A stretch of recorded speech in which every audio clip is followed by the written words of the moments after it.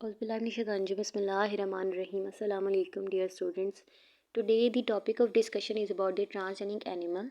Transgenic animal को हमने study करना है कि ट्रांसजेनिक एनिमल से क्या मुराद है, इनकी कैसी टेक्निक होती हैं जिसके ज़रिए से हम ट्रांसजेनिक एनिमल को बनाते हैं और कहाँ कहाँ पे हम ट्रांसजेनिक एनिमल को इस्तेमाल करते हैं।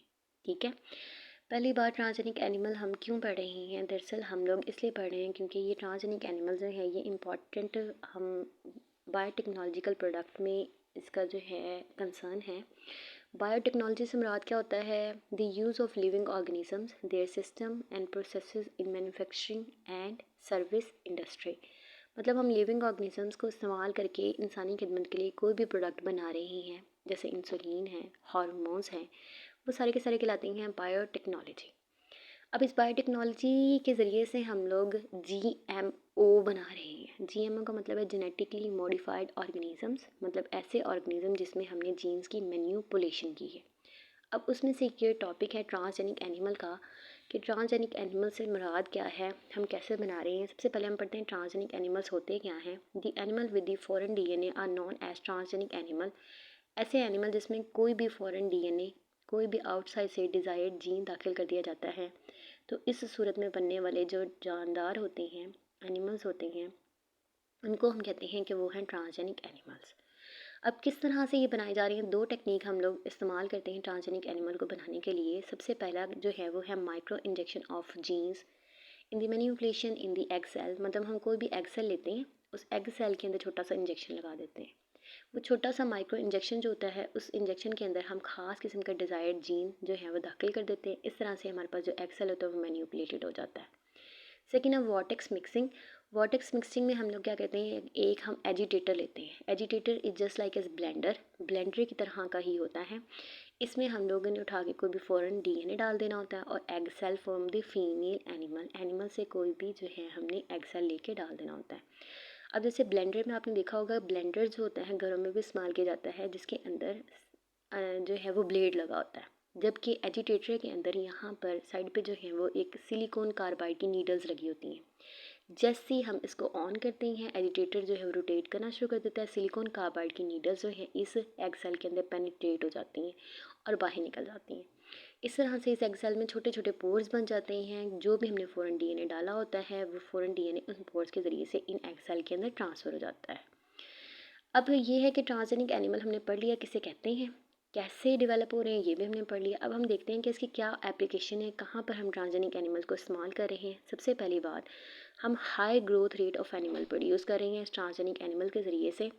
ऐसे एनिमल बना रहे हैं जो कि हम लोग ज़्यादा से ज़्यादा जो है वो इस्तेमाल कर सकते हैं। जैसे कि हम ऐसी फ़िशेज़ बना रहे हैं जो बहुत ज़्यादा अमाउंट में फ़िशेज़ प्रोड्यूस करती हैं, जिससे हमें ढेर सारी फ़िशेज़ जो हैं वो हासिल हो जाती हैं। बहुत सारे हम काउज़ बना रहे हैं जिससे ज़्यादा से ज़्यादा मिल्क प्रोडक्शन होती है, ज़्यादा हम गोश्त हासिल कर सकते हैं। इसी तरह से वैराइटीज़ ऑफ पिग्स, रैबिट्स और शीप्स भी जो हैं ट्रांसजेनिक एनिमल्स के तौर पे बनाई जा रही हैं। जो मोस्ट इम्पॉर्टेंट एप्लीकेशन है ट्रांसजेनिक एनिमल्स की, वो है जीन फार्मिंग। जीन फार्मिंग से मुराद क्या होता है? The use of transgenic farm animals to produce the pharmaceuticals is called as a gene farming. मतलब हम ट्रांसजेनिक फार्म एनिमल्स को इस्तेमाल करके कोई भी फार्मास्यूटिकल प्रोडक्ट्स बना सकते हैं, कोई भी हमारी अद्वियात वगैरह बना सकते हैं किसी भी डिजीज़ के ख़िलाफ़।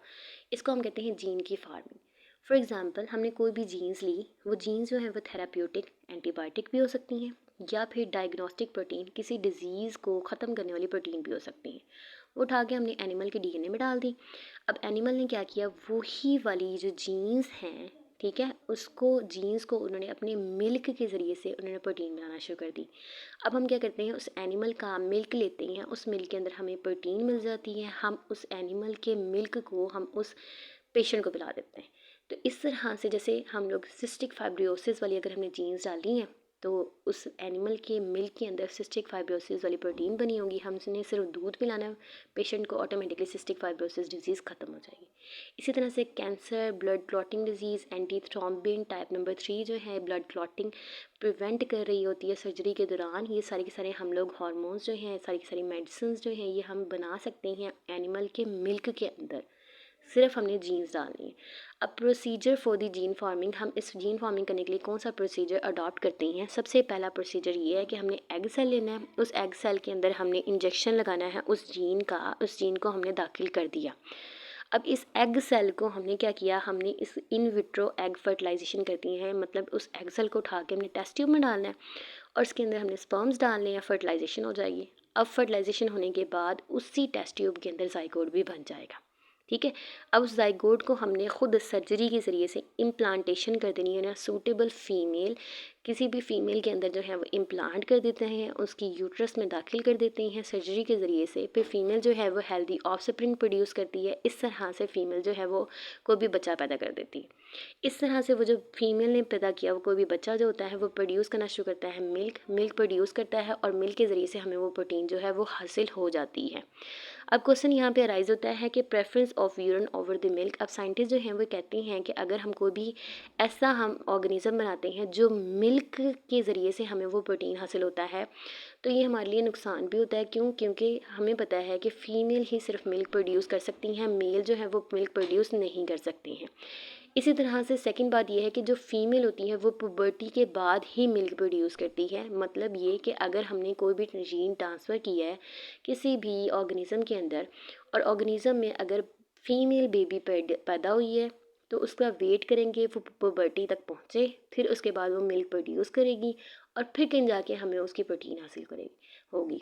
इसलिए साइंटिस्ट कहते हैं कि अगर हम लोग जो है इस प्रोडक्शन की बजाय हम लोग कोई भी जो है एक्सपेरिमेंट करना मतलब कर सकें, परफॉर्म कर सकें। हम जैसे सपोज़ किया कि रैट्स में साइंटिस्ट ने परफॉर्म कर लिया है। अब रैट्स जो होते हैं वो क्या कहते हैं, वो कहते हैं कि अगर हम किसी भी एग सेल में हमने जीन दाखिल किया, उस जीन को हमने उठा के, एग सेल को उठा के हमने फीमेल के अंदर डाला, फीमेल ने जो है वो ढेर सारे एग प्रोड्यूस कर दिया और एग से जो है वो आगे बच्चे बन गए ढेर सारे।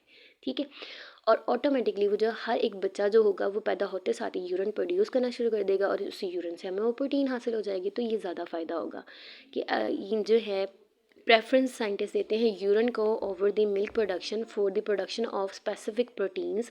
कि स्पेसिफिक प्रोटीन को बनाने के लिए हम क्या करते हैं, हम किसी भी ऑर्गेनिज़म के अंदर हम वो जीन को जो है वो दाखिल कर सकते हैं, और वो ऑर्गेनिज़म अगर यूरिन के ज़रिए से वो प्रोटीन बनाएंगे तो ज़्यादा हमें फ़ायदा होगा as compare to these those organisms जिसमें मिल्क के अंदर जो है वो हमें प्रोटीन हासिल होती है। ओके, अगर आपको फिर भी कुछ समझना है तो आप ज़रूर पूछिएगा। अपना ख्याल रखिएगा। अल्लाह हाफिज़।